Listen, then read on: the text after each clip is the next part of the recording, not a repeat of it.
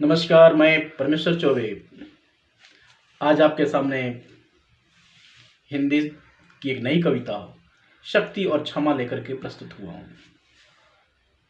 हम आज इस कविता में कविता का पठन पाठन के साथ साथ कविता की व्याख्या भी करेंगे।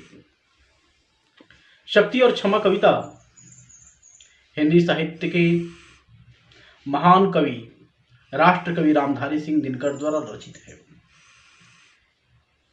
यह कविता उनकी महान कृति कुरुक्षेत्र से ली गई है। इस कविता में उन्होंने क्षमा, त्याग, सहनशीलता के महत्व को समझाया है।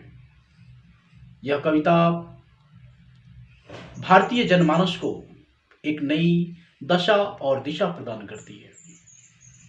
शक्ति और क्षमा कविता में दो शब्द जो हैं, शक्ति और क्षमा, एक दूसरे के पूरक हैं। एक मनुष्य जिसके पास शक्ति है वह क्षमा, उसके लिए क्षमा कितनी आवश्यकता है, वह किस प्रकार क्षमा करता है, उसके लिए क्षमा किस प्रकार का गुण है, इस पाठ में उन्होंने भली भांति समझाने का प्रयास किया है।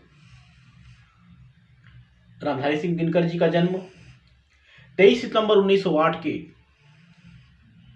बेगूसराय के सिमरिया नामक गांव में हुआ था। वे अपने जीवन काल में गरीबी में होने के बाद अंत समय तक वे भारतीय संसद में राज्यसभा के सदस्य के रूप में मनोनीत की गए। उनके द्वारा रचित जो कविता है शक्ति और क्षमा, आज हम उस कविता को पढ़ेंगे।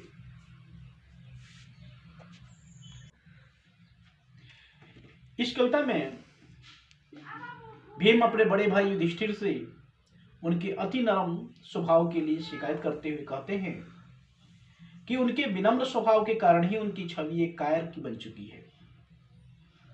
वह एक उदाहरण के माध्यम से अपनी बात युधिष्ठिर को समझाने की कोशिश करते हुए कहते हैं कि जब राम समुद्र से रास्ता देने की प्रार्थना बार बार करते रहे, पर जब समुद्र ने एक भी नहीं सुना, तो अंत में उन्हें अपने कार्य की सिद्धि के लिए शस्त्र का प्रयोग करना पड़ा।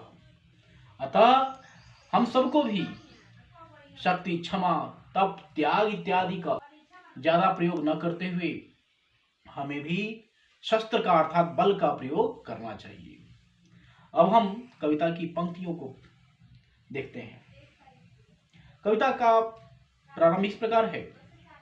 क्षमा, दया, तप, त्याग, मनोबल सबका लिया सहारा, पर नर व्याघ्र सुयोधन तुमसे कहो कहां कब हारा। प्रस्तुत अंश में रामधारी सिंह दिनकर जी कहते हैं कि क्षमा, दया, तप, त्याग और मनोबल का हम सब ने सहारा लिया, किंतु उस मनुष्य रूपी पशु जिसको कि यहां पर व्याघ्र कहा गया है, और व्याघ्र शब्द किसके लिए प्रयोग किया गया है? दुर्योधन के लिए। अर्थात दुर्योधन ने तुमसे कब हार मानी है। यहां दुर्योधन शब्द का अर्थ होता है जिसे युद्ध में बड़ी कठिनाई से जीता जा सके, परंतु भीम ने यहां उसका अपमान करने के उद्देश्य से उसको सुयोधन कह करके संबोधित किया है, जिसका अर्थ है जिसे आसानी से युद्ध में हराया जा सके। अर्थात यहाँ पे उसके लिए अपने मन के क्रोध को उन्होंने प्रकट किया है। कविता की अगली पंक्तियां हैं। क्षमाशील हो रिपु समक्ष तुम हुए विनत जितना ही, दुष्ट कौरवों ने तुमको कायर समझा उतना ही। प्रस्तुत अंश में दिनकर जी कहते हैं कि तुम जितना अपना माफ करने का स्वभाव, अर्थात जो क्षमाशीलता का जो स्वभाव है, क्षमाशीलता का जो स्वभाव तुम दुश्मनों को दिखा करके तुम जितना भी झुकते हो, वे दुष्ट कौरव तुमको उतना ही डरपोक और कायर समझते हैं। क्षमा शोभती उस भुजंग को जिसके पास गरल हो, उसको क्या जो दंतहीन विष रहित विनित सरल हो। प्रस्तुत अंश में क्षमा के महत्व को बताते हुए कहते हैं कि क्षमा उस व्यक्ति को शोभा देती है, अर्थात किसी को माफ करना उसको शोभा देता है जिसके पास बल है, जिसके पास शक्ति है। उदाहरण देते हुए कहते हैं कि क्षमा केवल उस सांप अर्थात उस भुजंग को शोभा देती है जिसके पास जहर हो अर्थात गरल हो। वो क्या माफ करेगा जिसके पास बल ना हो, अर्थात वो सांप क्या माफ करेगा जिसके पास दांत ही ना हो, अर्थात जो दंतहीन हो, अर्थात जो किसी को डस ही ना सके, अर्थात जो एकदम सरल हो, साधारण हो। 3 दिवस तक पंथ मांगते रघुपति सिंधु किनारे, बैठे पढ़ते रहे छंद अनुनय के प्यारे प्यारे। प्रस्तुत अंश में उस समय की घटना का जिक्र करते हुए कहते हैं कि उस समय जिस समय प्रभु श्री राम समुद्र के किनारे बैठे बैठे 3 दिन तक लंका जाने के लिए समुद्र से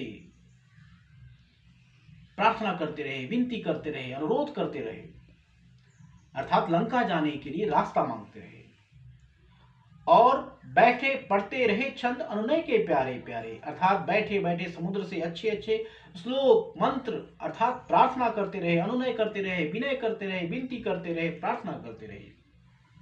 उत्तर में जब एक नाद भी उठा नहीं सागर से, उठी अधीर धड़क पौरुष की याद राम के सर से। अर्थात 3 दिन तक विनती करते रहने के पश्चात, प्रार्थना करते रहने के पश्चात भी जब समुद्र का कोई उत्तर नहीं आया, प्रत्युत्तर नहीं आया, जब एक भी आवाज सुनाई नहीं पड़ा, नाद सुनाई नहीं पड़ा, तब राम जी विषम्र हो गए, अधीर हो गए, क्रोधित हो गए, और उन्होंने अपने शर अर्थात बाण से उसका दमन करना चाहा।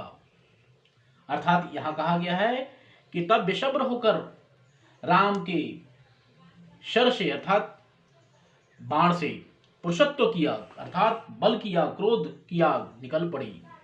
अर्थात यहां पर यह बताया गया है कि वे भी क्रोधित हो गए और धनुष पर बाण चढ़ा लिए समुद्र को सुखाने के लिए।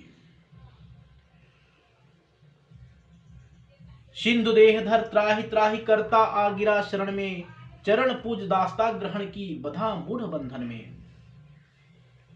यहां पर यह बतलाया गया है कि समुद्र मनुष्य रूप धारण करके सिंधु देह धर त्राहि त्राहि, त्राहि त्राहि का मतलब होता है रक्षा करो रक्षा करो कहता हुआ आ गिरा शरण में, अर्थात भगवान राम के शरण में आ गिरा, और वह भगवान राम के पैर छू करके चरण पूज दास्ता ग्रहण की बधा मूढ़ बंधन में, अर्थात वह प्रभु श्री राम की चरणों में आकर गिर पड़ा और वह मूढ़ अर्थात वह भगवान की दास्ता के बंधन में बंध गया।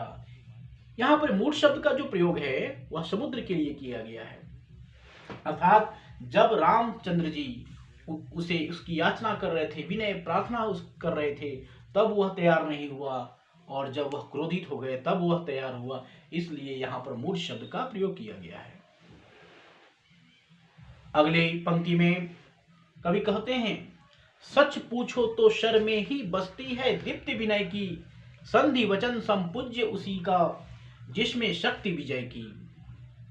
सच पूछो तो अर्थात सच कहूं तो, अगर सच कहा जाए तो शर में ही बसती दीप्ति विनय की, अर्थात विनम्रता की जो चमक है वह कहाँ बसती है, बाण में ही बसती है, शर में ही बसती है।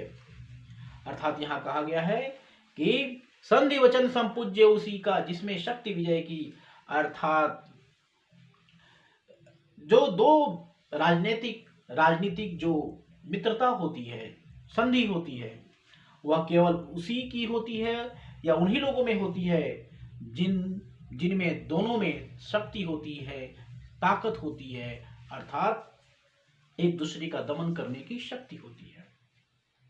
सहनशीलता क्षमा दया को तभी पूछता जग है, बल का दर्प चमकता उसके पीछे तब जगमग है।